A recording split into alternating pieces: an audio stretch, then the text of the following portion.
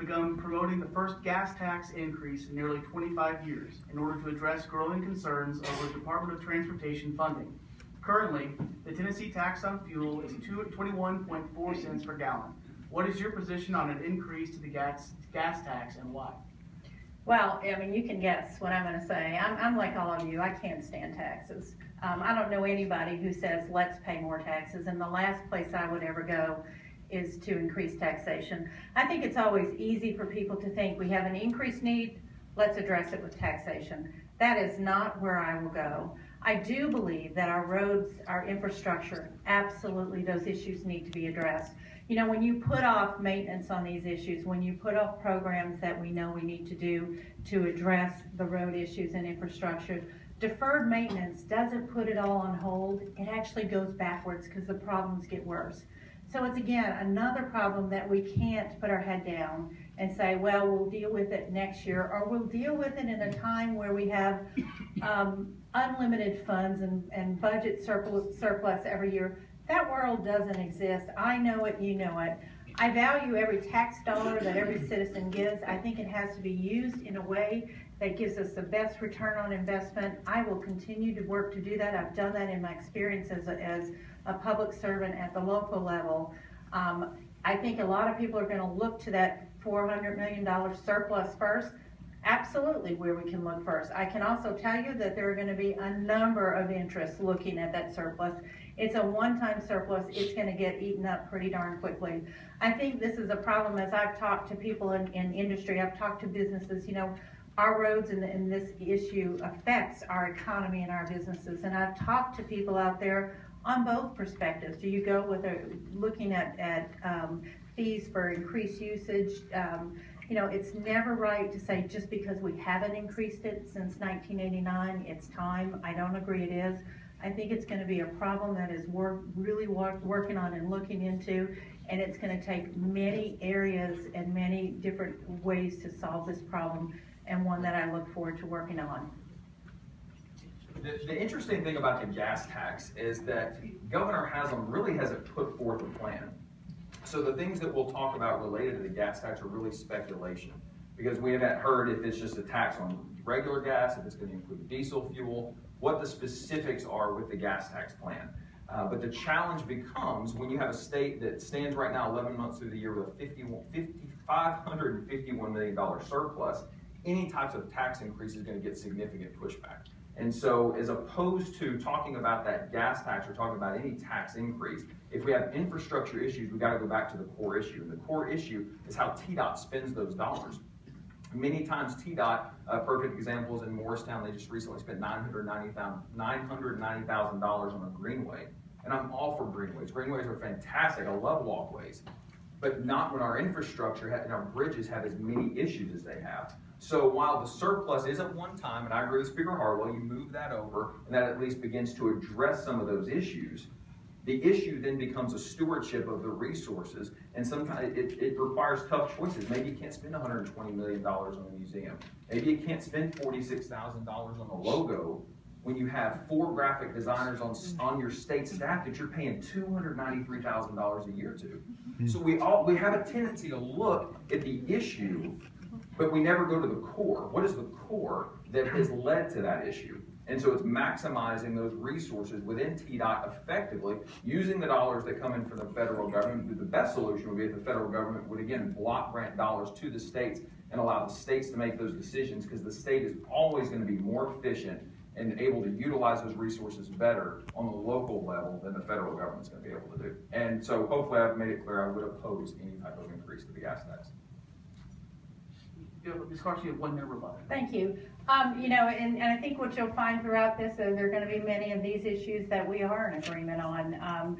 You know, we know that the problems and that we face in this community and in this state are going to require work and communication. I think one of the things that I've developed over the years working in the relationships that I've developed in public service is a belief that you don't ever enter negotiation with positions, and positional negotiation won't get us anywhere. We need to look and look at the principles. What are the foundations and where do we agree? We agree that there are road infrastructure issues that need to be dealt with. Any type of funding any type of your dollars that are used and can be cut and are wasted and can be used otherwise, whether it go to roads, education, or healthcare, I will support and continue to look at the use of every dollar, as I've done throughout my 11 years public service in the Knox County Board of Ed. So I want our dollars to be used wisely. I just, again, respect the work you've put in to provide those tax dollars. As I said a minute ago, the challenge, even with, when you look at even Medicaid expansion, going to the gas tax, it always comes back to a state issue, and the importance of making sure that we bring those decisions back to the state level, and having our leaders stand up, having our bold leaders stand up and begin to have that conversation, that dialogue about flipping what our founders intended for the power to rest with the states and the federal government control to be limited. It's actually flipped, and we need to flip that back. We need leaders and governors who are willing to stand up and say, these are the decisions we need to make, and we need to bring that control back to the state. And can I remind our audience to silence your cell phones? This will be another follow-up question on the gas tax and general infrastructure. And you'll have the minute 30 seconds to respond, and then both of you will have 30 seconds as a rebuttal time afterwards. The Tennessee Department of Revenue has stated that Tennessee is becoming a maintenance-only state when it comes to transportation projects, and TDOT estimates its full list of backlog projects at around $8 billion. If a gas tax increase is off the table, how, in the long term, will you address Tennessee's transportation needs as a state representative? You know, I think that, I don't know that that adds a lot. It just tells you the magnitude of the problem. You know, again, we have to identify look at the budget as it's used now, identify every dollar that can go there. And then you have to look at solutions. A solution isn't always one thing. So we're not gonna find that many dollars to deal with our issues in just looking at budget. One thing that I've learned in my years of public service is that it's very easy when you don't have a record of public service to make statements about budget that you're gonna plan to do it, and you honestly believe and intend to do that. I've had that on the Board of Education for many, many years. And yet, when you get in there and you start doing the work and you start trying to take dollars away from something, you realize the impact on the people in that community. I wanna look really hard at our budget. I wanna make sure that those dollars are assigned to where we have our greatest needs. But that takes working with the community, working with other legislators to make sure that we make the best decisions. That's a conversation that we're gonna have to have. That's one well worth having. It's well worth investing time in coming up with the right plan, not a quick plan and not lack of a plan. Well, the good thing about looking at somebody who is in public service, you can look at their record.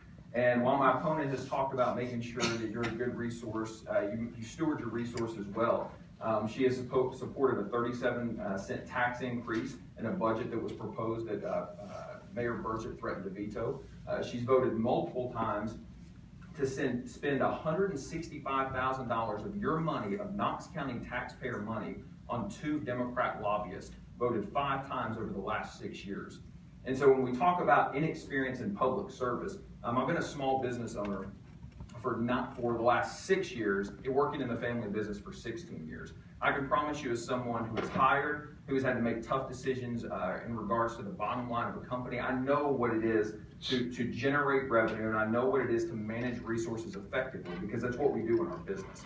And so for someone to say, because they have a history of public service, which actually shows opposite of what she's talking about with stewardship, I think it's important that we kind of look through that rhetoric and make sure we examine the details. And if I had the opportunity to serve, to be able to examine my record, and that's something we'll be able to talk about, and you can hold me accountable for that. The question was Tennessee's long-term solution to transportation needs, but Ms. Carson, you have 30 seconds.